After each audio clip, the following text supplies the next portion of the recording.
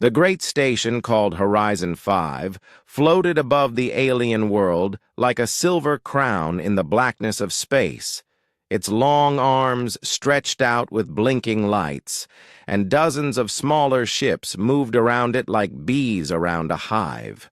Humans and aliens both walked its shining corridors, and each day the place grew louder with activity. A new chapter of history was about to begin here, and every person felt it in the air.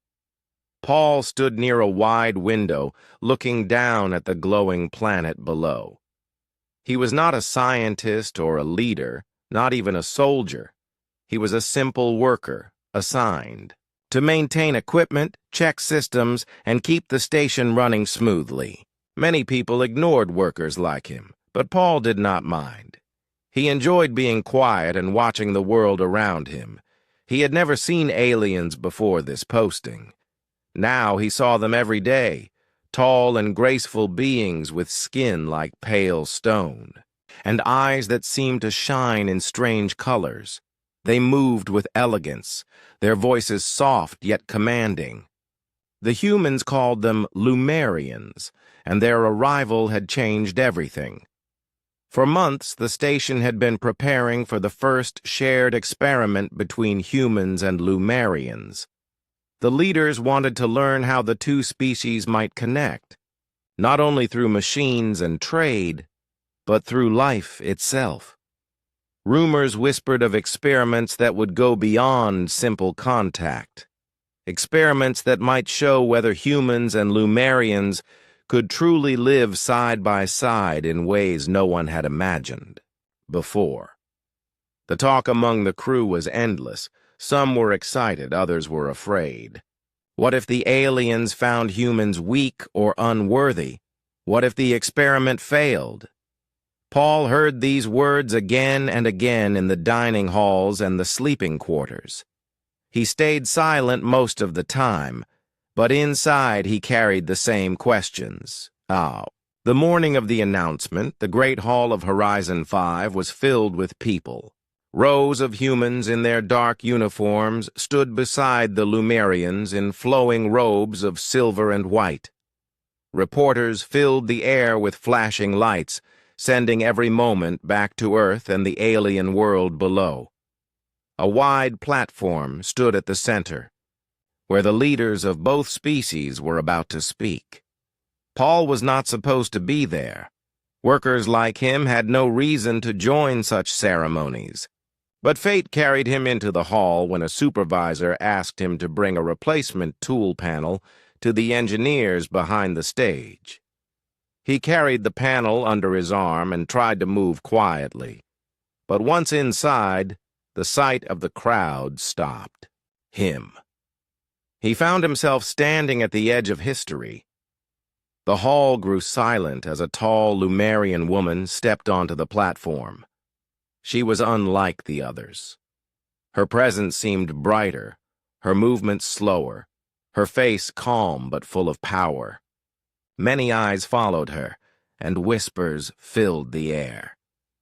This was Nira, one of the most respected figures among her people. She had agreed to lead the first experiment with humans. Nira raised her hand, and the hall became silent again. Her voice carried, easily, smooth, and clear. She spoke of the importance of trust, of discovery, and of courage. She said her people had studied humans from afar and believed there was something hidden in them that even science could not measure. For this reason, she said, the experiment must begin with honesty and openness. The human commander stepped forward, next speaking about cooperation and the hope that the future would be brighter for both sides. But when the time came to reveal who would join Nira in the experiment, no one in the hall expected what happened next. Nira did not look at the scientists or the officers in the front rows. She turned her head slowly and let her eyes move across the crowd. For a moment, her gaze seemed to rest on Paul. He froze, certain she could not be looking at him. He was only a worker with grease still on his hands from the machines. But then she lifted her hand and pointed directly at him. A wave of surprise rolled through the hall. People gasped and whispered. The human commander frowned, unsure if this was a mistake. The reporters leaned forward with hungry excitement, and Paul felt his heart hammering in his chest. Neera's voice was steady as she spoke. She said she would choose the human named Paul for the first experiment. She said the decision was hers alone, and no one should question it. She wanted not the highest ranking or the most decorated human, but one who carried the spirit of his people in its most natural form. Paul stood frozen as guards guided him forward. The crowd parted around him, and he felt their eyes heavy on his back. He wanted to speak, to protest that he was only a worker, that he was not ready for this. But his voice failed him, and all he could do was walk until he stood beside Neera. On the great platform, the hall erupted in sound. Some cheered, others argued, but none could deny that history had changed in that instant. A simple human worker had been chosen for the most important experiment ever planned between two worlds. Paul did not understand why, and perhaps neither did the humans around him. But as Neera's calm hand rested gently on his shoulder, he felt that she knew something he did not. And so the first step was taken, not by generals or scientists, but by Paul, an ordinary man now standing at the center of a story that would shake the galaxy. The news spread faster than light across Horizon 5. Even before Paul could understand what had happened, reporters were already sending the images back to Earth and the alien homeworld. Every screen across the station replayed the moment when Neera pointed at him. The words echoed in every hall. Neera had chosen a worker, not a leader, not a scientist, not a soldier. She had chosen Paul. In the dining hall, workers dropped their trays in shock. In the command rooms, officers whispered to each other in disbelief. On the alien side of the station, the Lumerians spoke in low tones, their glowing eyes filled with both curiosity and doubt. The announcement had shaken both species. Paul himself was still dazed. One moment he had been carrying a tool panel. The next, he was standing on a stage beside the most respected alien ambassador in the galaxy. He could still feel the weight of her hand on his shoulder.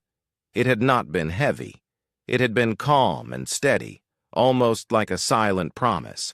Yet it had changed his life completely. When the ceremony ended, Paul was led through long corridors by two officers. They were not unkind, but they did not hide their confusion. One of them finally asked, "Do you know why she chose you?" Paul shook his head. He had no answer. Behind the stage, a private room waited. Neera was already there, standing near a tall window that showed the alien world below. Her silver robe caught the light and made her look almost unreal. She turned when Paul entered. Her expression was calm, but her eyes seemed to study every part of him. "You are Paul," she said softly. Her voice was not a question. It was more like she was confirming something she already knew. "Yes," Paul answered, his voice a little unsteady. "But I don't understand. I'm just a worker. There are so many others more skilled than me. Why me?" Neera walked closer, her steps slow and graceful. "The experiment is not about skill," she replied. "It is about truth. I looked into the crowd and searched for the human who would not hide behind titles or power. I saw you." Paul felt his chest tighten. He wanted to argue, but her eyes held him still. They were strange eyes, filled with light, yet they were not cold. They were searching, as if she was trying to see something deeper than his face. The door opened suddenly, and several human commanders entered. Their expressions were serious. The leading officer, Commander Reed, spoke firmly. "Ambassador Nera, with respect, we cannot allow this choice. The first experiment is too important. It must be handled by a trained scientist, not a maintenance worker." Nera did not turn away from Paul. She raised her hand slowly toward the commander. "The choice is made," she said. "The purpose is not control. It is discovery. If you force this to change, the meaning will be lost." The commanders exchanged uneasy looks. They could not argue too strongly, for fear of insulting the Lumerians. Finally, Reed sighed and said, "Very well, but the responsibility will be yours." When the commanders left, Paul sank into a chair. His hands shook slightly. "Do you know what you've done?" he asked. "Everyone is staring at me. They'll think it's a joke. They'll say I don't deserve this." Nera studied him again. "Do you believe you deserve nothing?" Paul was silent. He had never thought about it. He was proud of his work, but he never expected more than quiet respect. He never thought of himself as someone who would stand on a stage or be chosen for something greater. "You are human," Nera said firmly. "That is enough. There is something in your people that cannot be measured in machines. I believe it must be found in one who is ordinary, not one who hides behind ranks.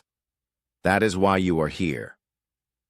The next day, the entire station prepared for the official announcement to the galaxy. A grand hall was arranged once more, this time with screens stretching from floor to ceiling. Billions would be watching live. The banners of Earth and the symbols of the Lumerians hung side by side. Paul stood behind the curtain with Nera. His heart pounded so loudly that he was sure she could hear it. She turned to him and spoke softly. "You do not need to be more than what you are. When they see you, they will see themselves. That is why this matters." The curtain rose and the lights blazed down. The hall was packed again, but this time the focus was not on the commanders or the scholars. It was on Nera and Paul. Nera stepped forward and spoke in her clear voice, broadcast across the stars. She declared that the experiment would begin soon, and that Paul would stand beside her as the human participant. Gasps filled the hall, though most had already guessed. Still, hearing it spoken aloud made the moment real. Reporters rushed to send their messages. On Earth, families stared at their screens in disbelief. On the alien world below, the Lumerians watched silently, their glowing eyes unreadable. In both places, debate erupted. Was this madness or genius? Was Paul truly the right choice? Or a mistake that would ruin everything? When the ceremony ended, Paul returned to his small room. He sat on the bed, staring at the wall. The noise of the station echoed outside his door. Cheers, arguments, excitement, fear. He placed his hands on his knees and took a long breath. He had never asked for this, but it was now his path. He had been chosen, not by his own people, but by an alien who saw something in him that he could not yet see in himself. And though the galaxy was divided in its opinion, one truth was certain. The first human-alien experiment would not be forgotten, and Paul was at the center of it. The day of the first meeting came quickly. The halls of Horizon 5 were cleaned until they shone. Technicians checked every wire, every camera, every control system. Both humans and Lumerians wanted the event to be perfect, for it would be studied across the galaxy for years to come. Paul was given a new uniform, plain but clean. He stood in front of a mirror, trying to recognize himself. He still felt like the same maintenance worker who used to fix broken panels and carry tools across the station. Yet now, every step he took was watched, every move whispered about. He tried to calm his nerves, but his hands would not stop trembling. 2 officers arrived to escort him to the great chamber. They walked in silence, and Paul felt their eyes on him. He wondered what they thought. Perhaps they believed, as many others did, that he was not fit for this. He tried not to let their silence press too deeply on his heart. The chamber itself was enormous, with a ceiling so high that sound seemed to float upward before returning. Rows of seats curved around the center floor, where a smooth platform waited. On one side stood the human scientists, their screens ready to measure every detail. On the other side stood the Lumerian scholars, their eyes glowing faintly in the dim light. When Paul entered, voices hushed. The cameras turned toward him, following his every step. He could feel the weight of the moment pressing on his shoulders. He wanted to disappear, yet he also knew he could not run. He had been chosen, and there was no turning back. At the far end of the chamber, a door opened. Nira appeared. She walked slowly, her long silver robe trailing behind her, her head held high.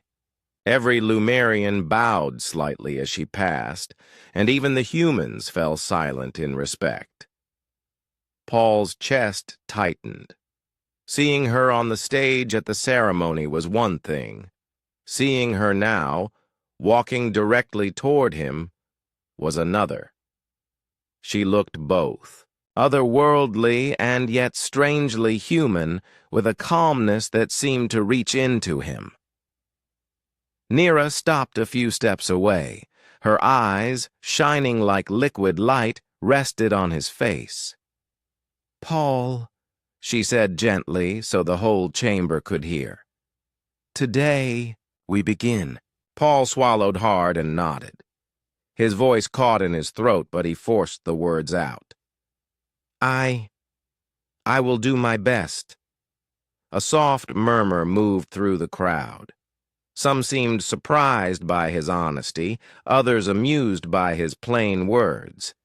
Yet Nira's expression remained calm, almost approving. The 2 of them stepped onto the center platform. At once, scanners lit up around them. Lines of data appeared on screens as both human and Lumerian scientists studied every heartbeat, every breath. Nira raised her hand and held it out to him. For a moment, Paul hesitated. He could feel hundreds of eyes burning into his back. Then he slowly lifted his own hand and placed it against hers. A wave of silence fell over the chamber. Paul expected her skin to feel cold, like stone. Instead, it was warm, softer than he imagined. A faint energy seemed to hum between them, like the air just before a storm. He felt his own heartbeat quicken, and on the screens around the chamber, numbers spiked sharply. The scientists leaned forward, whispering. The Lumerian scholars tilted their heads in surprise. Even the human officers shifted in their seats. Something unseen was happening. Nira did not move her hand away. Her voice was calm as she spoke. "Do not fear, Paul. Just be as you are." Paul nodded. The tremble in his hands began to fade. For the first time, he looked directly into her eyes without fear. He saw no judgment there, no cold superiority. Instead, he saw curiosity, and something that felt like quiet trust. Minutes passed as they stood together, their hands joined. The readings grew stranger. Energy patterns appeared that no one had predicted. The machines could not explain it. Some believed it was biological. Others whispered it was something deeper, something beyond science. Paul felt the change inside himself, too. It was not pain, not fear, but a strange calm. He felt as if he was standing not only for himself, but for all humans. For once, he did not feel small. When Neera finally lowered her hand, the scientists began to speak rapidly, comparing notes and data. The Lumerians looked at each other with surprise, some even with awe. But Neera remained silent. She turned toward Paul and gave him a small nod, as if to say the first step was complete. The chamber erupted in noise. Reporters shouted into their recorders. Officers argued in low voices. Workers and guards who had gathered at the back whispered excitedly. The experiment had only just begun, yet it had already stirred the hearts of everyone who witnessed it. Paul left the chamber with his thoughts spinning. He still did not understand why Neera had chosen him. He was not strong, not brilliant, not trained, yet when her hand touched his, the world itself seemed to react. As he walked back to his quarters, he heard people whispering his name in the halls. Some voices were mocking, others full of hope. He ignored them all. His mind kept returning to Neera's words. Just be as you are. It sounded simple, yet it felt heavier than any command he had ever received. The chamber was still, buzzing long after Paul and Neera left the platform. Scientists huddled around their screens, pointing at sharp spikes in the data. Human officers spoke in low tones, worried about what it might mean. The Lumerian scholars whispered among themselves, their glowing eyes flickering like small stars. Everyone had seen the same thing.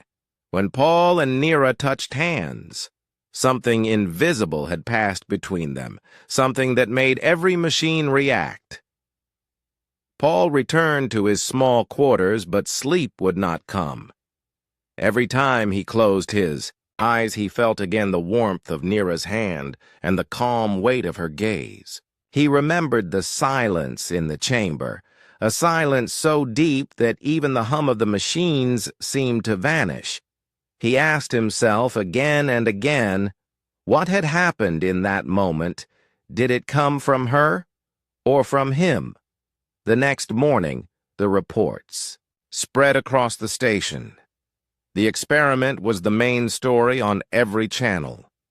Screens in the dining halls, workshops, and corridors replayed the moment of contact again and again. Some reporters called it proof of a hidden human ability. Others mocked it as simple nerves and chance. The words, "the bridge," began to appear in bold letters across the news feeds, a name given to the strange readings that linked Paul and Neera. Paul could not escape the attention. Workers who once ignored him now watched him closely. Some nodded. With respect, others shook their heads in disbelief. One of his friends whispered, "They're saying you're special now, Paul. They think you've got something no one else has." Paul shook his head. "I'm just me. Nothing more." But the station did not agree.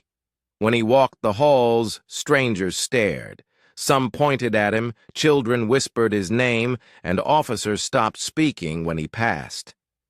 It was as if the whole station had been pulled into a storm, and Paul was at its center. Later that day, Paul was called into a meeting room filled with both human and Lumerian scientists.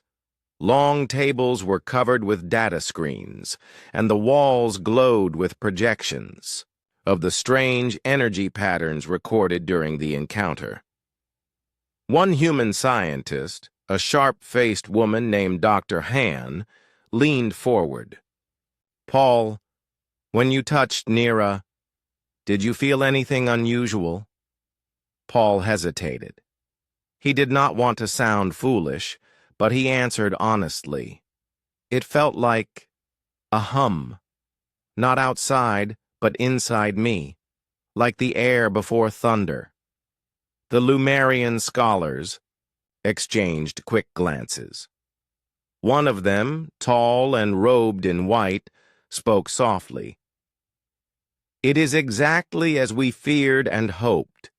The human body carries resonance we have not seen in our kind for many generations. Dr. Hahn frowned. You're saying he has some hidden power that cannot be proven.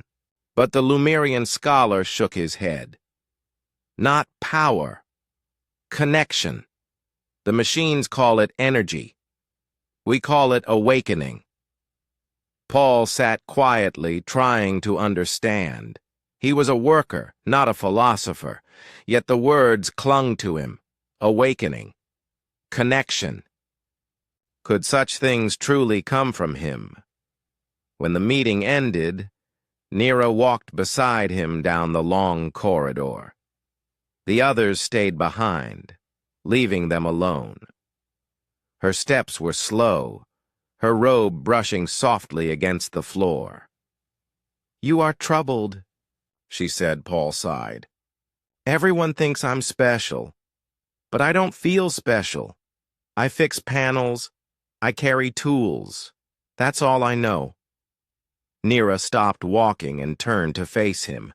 Her eyes glowed faintly, reflecting the lights above. That is why you were chosen.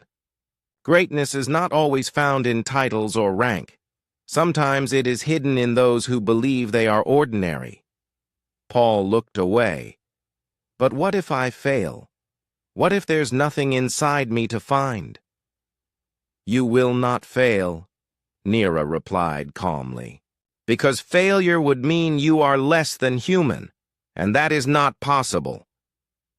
Her words were strange, but they carried a weight that settled in his heart. For the first time since the experiment began, Paul felt a small flame of courage inside him. That evening, the station was louder than ever. In the human sector, arguments filled the dining halls. Some called Paul a symbol of hope, proof that humanity was more than machines. Others mocked him, saying he was only lucky, chosen for reasons no one understood. In the alien sector, the Lumerians debated as well. Some saw him as a bridge between species, others as a threat to balance.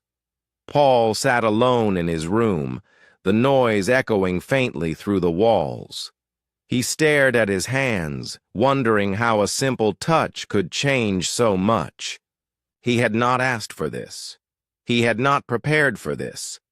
Yet he could not escape it. Then a soft knock came at his door. When it slid open, Nira stepped inside. She did not speak at first. She simply stood with her calm presence, as if the very air grew lighter around her. Finally she said, "The galaxy watches us, Paul. They do not yet know what they saw. But I know. What happened was real. The bridge has been built. The question now is where it will lead." Paul met her eyes. For a moment the fear in his chest eased. He nodded slowly. "Then we walk it together." Nira gave the smallest smile, rare for her people. "Yes, together." And in that quiet moment, while the station argued and the galaxy speculated, two figures stood side by side, carrying the unseen spark that had already begun to change everything. The station was no longer a place of quiet work. It had become a battlefield of words. Everywhere Paul went, he heard voices speaking about him. In the dining halls, workers argued over whether he was the right choice. In the command rooms, officers debated if the experiment was wise. Even in the alien sector, whispers filled the silver halls of the Lumerians. The galaxy was watching, but the galaxy was also dividing. Paul felt the weight of it every day. When he passed through the corridors, some humans nodded to him with respect, as if he carried their pride. Others shook their heads, muttering that he was only a mistake, a worker pushed into history by accident. The Lumerians watched him too, but their gazes were harder to read. Some glowed with quiet curiosity, others with disapproval. In the middle of all this, Paul tried to carry on with his duties. He still fixed panels and checked systems, though guards often followed him now. He thought working might clear his mind, but even in the humming silence of machinery, the voices of doubt echoed in his head. Late one evening, after a long day of repairs, Paul walked into the observation deck. The stars stretched endlessly beyond the glass. He leaned against the railing, his hands tightening around the metal. For the first time since the announcement, he let himself speak his true thoughts aloud. "I don't belong here," he whispered. "I'm not ready. I'm not the man they think I am."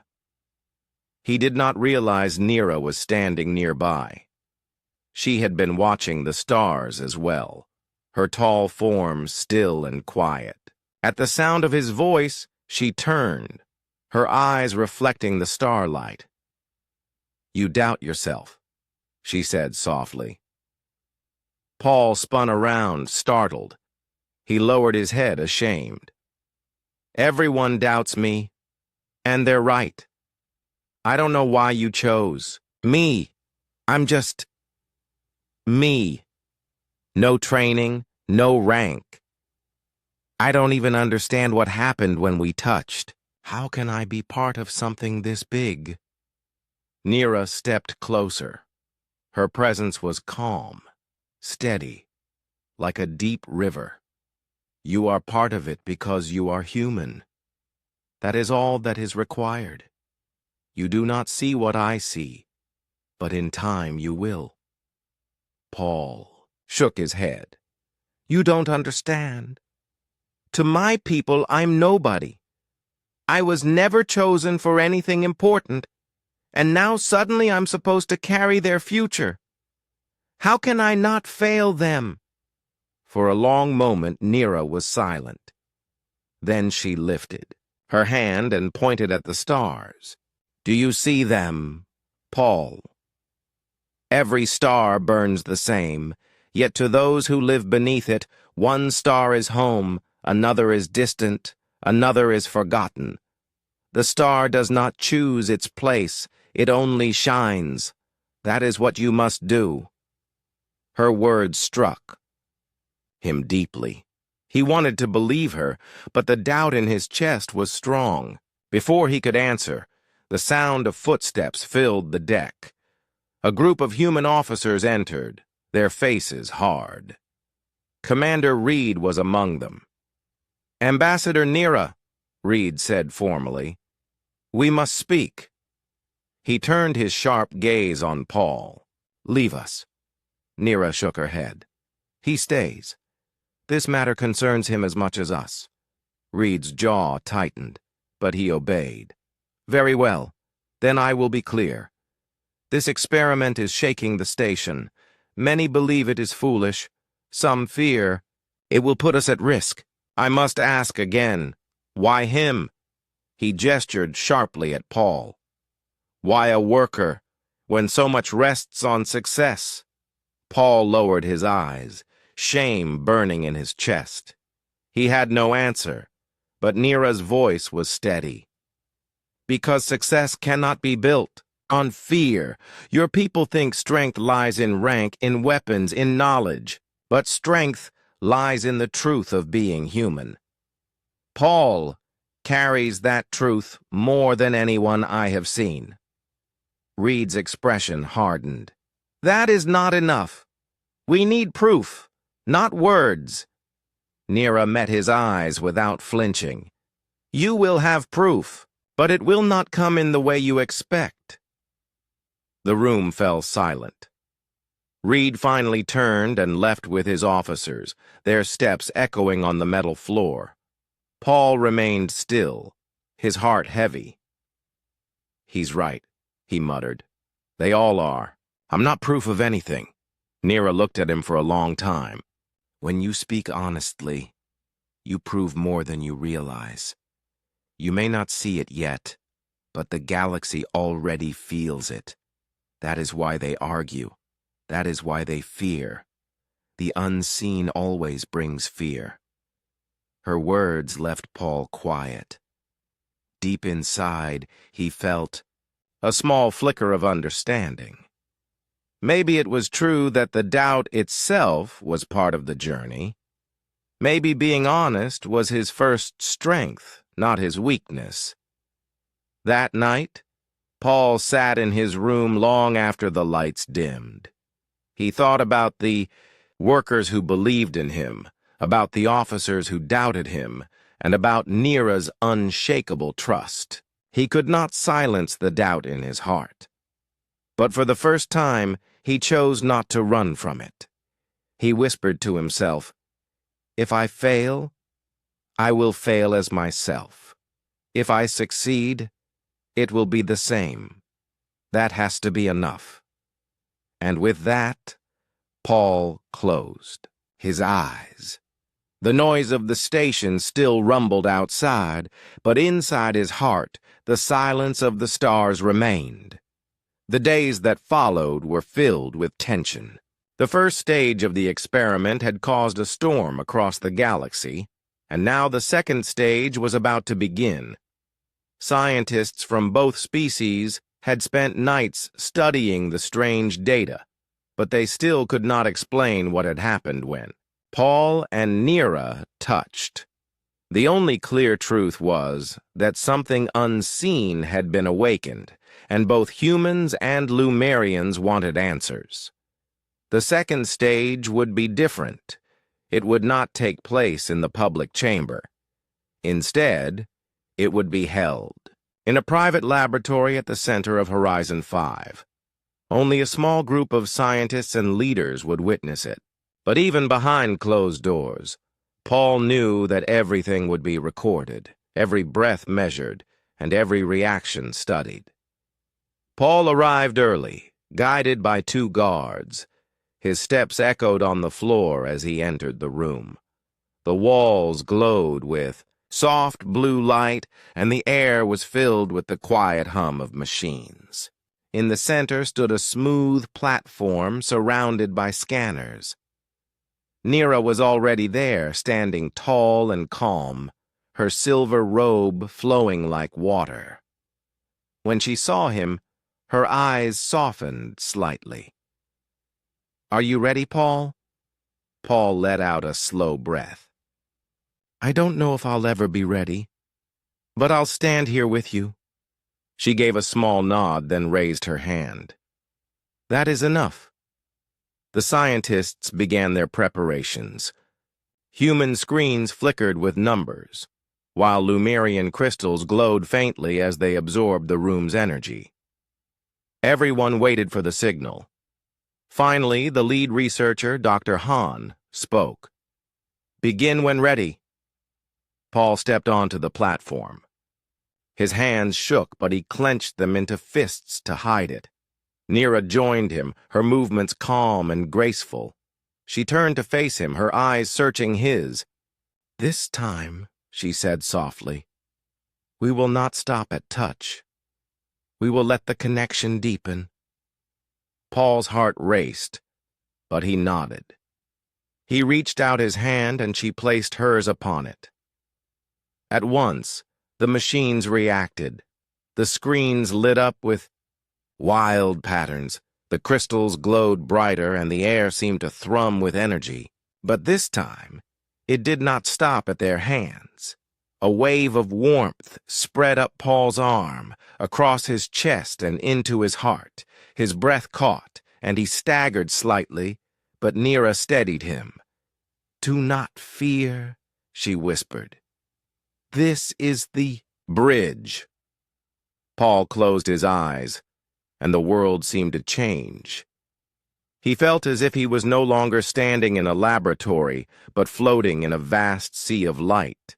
He saw flashes of stars, of strange worlds, of memories that were not his own. He felt Nira's presence beside him, strong and calm, guiding him through it. For a brief moment, he even felt her thoughts. Not words, but feelings. Curiosity, hope, and something like sorrow. It was overwhelming, yet not painful. It was as if the barrier between them had fallen, and two lives had begun to touch. Outside the connection, the scientists gasped. Energy levels spiked far beyond their predictions. Human and Lumerian instruments alike struggled to keep up. One of the screens showed patterns that resembled both human brain waves and Lumerian energy flows, weaving together into a single rhythm. Paul opened his eyes again, breathing hard. His hands trembled, but he did not pull away. Nira's gaze was steady, her light-filled eyes holding him firm. "You see now," she said softly. I felt you," Paul whispered. "Not just your hand. I felt everything, like your world, your people, even your heart." Nira gave a slow nod. "And I felt you. This is the truth I spoke of.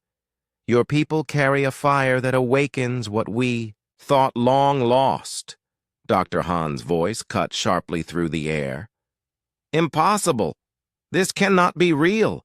No human could merge with alien energy in this way." But the Lumerian scholars leaned forward with wide eyes. One of them whispered, "It is real.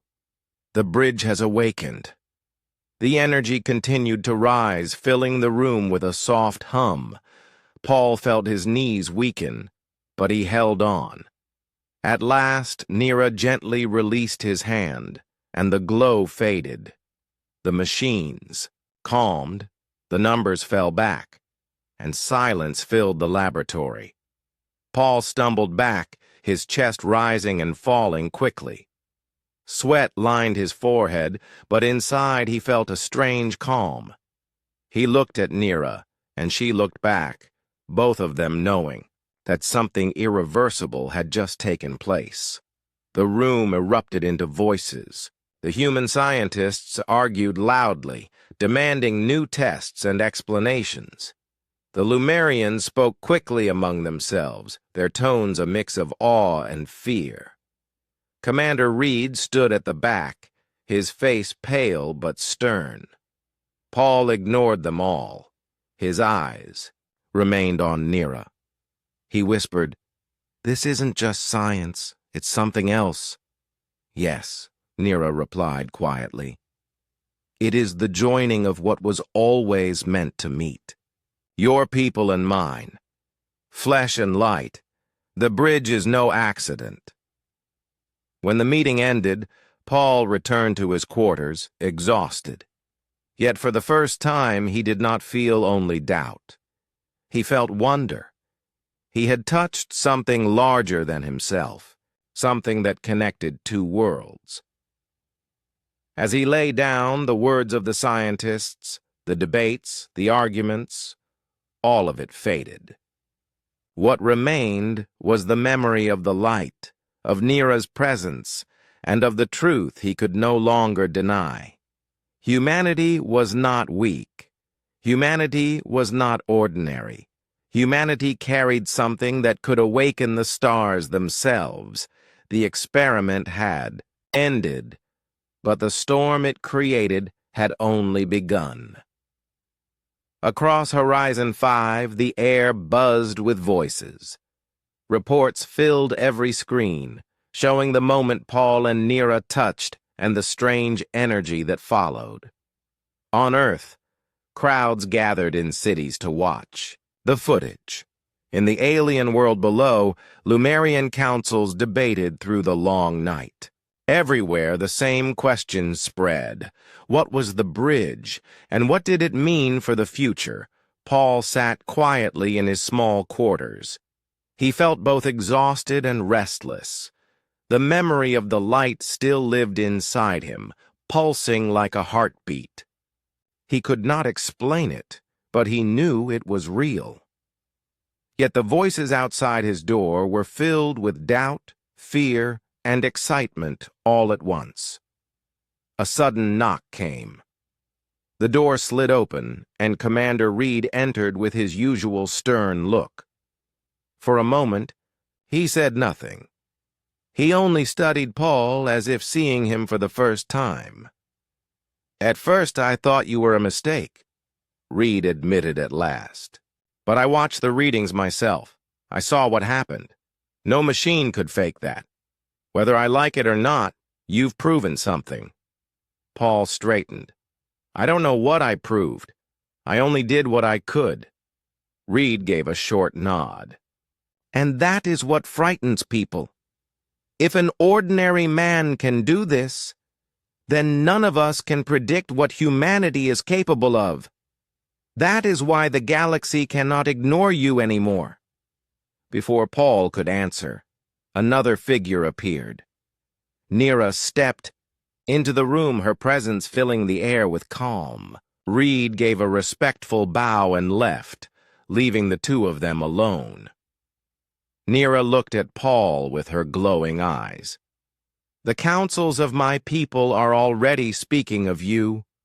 Some call you a danger, others call you a hope, but none deny what has been awakened.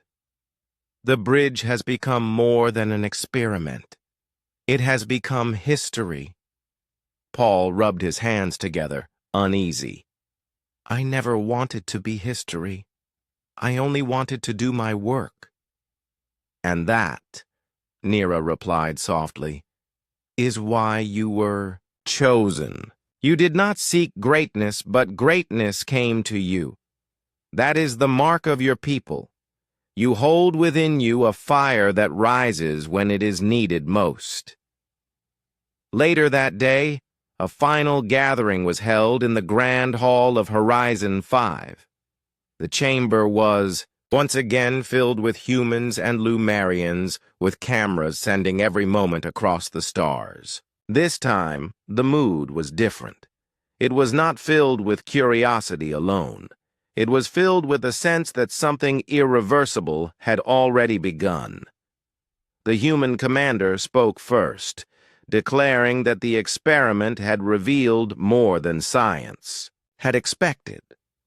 He said it had shown the strength of humanity's spirit, a strength that no machine could measure. His voice was strong, but the crowd waited for Neera, for they knew her words carried deeper weight. When Neera stepped forward, the hall fell silent. She stood tall, her robe shimmering under the lights, her eyes fixed on the crowd. "I chose Paul," she began, "because I saw in him the truth of humanity. Not power, not rank, not pride, but honesty, courage, and a spark that cannot be measured. When he touched me, the bridge awakened. It was not a trick. It was not chance. It was the meeting of two worlds through the most natural of bonds." Her words echoed across the hall. On the screens, billions listened. Some leaned forward in awe, others crossed their arms in doubt, but all listened. Then Neera did something unexpected. She turned to Paul and gestured for him to step forward. Paul froze, his heart racing. He was no speaker. He had never spoken to more than a few workers at once. Now billions waited for his words. But he saw Neera's calm gaze, and he remembered.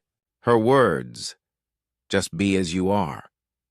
He stepped forward, his voice quiet but steady. "I don't know why I was chosen. I don't know what I did that was so different. But I know this. When I stood beside Neera, I wasn't thinking about being great. I wasn't thinking about making history. I was only trying to be honest. And maybe that's what humans have to offer. We may not be the strongest or the smartest, but we are real, and that is enough. The hall was silent for a long moment. Then, slowly, applause began to rise. First from the human side, then from some of the Lumerians. It grew until the hall shook with the sound. That night, as the galaxy replayed his words again and again, Paul sat with Nira on the quiet observation deck. The stars stretched endlessly before them.